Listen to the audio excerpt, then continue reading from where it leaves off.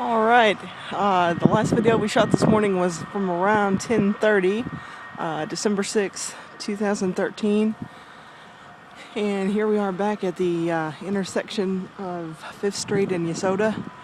Now just mainly lots of snow that's fallen and traffic still moving along 5th Street, although very, very slowly. And state trucks have been out all day trying to keep it all clear, but it's still quite messy. And Winter Storm Cleon continues for a little while longer.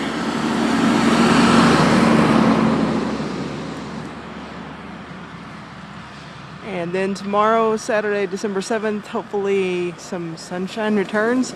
Still going to be cold, and then maybe more snow and ice on Sunday.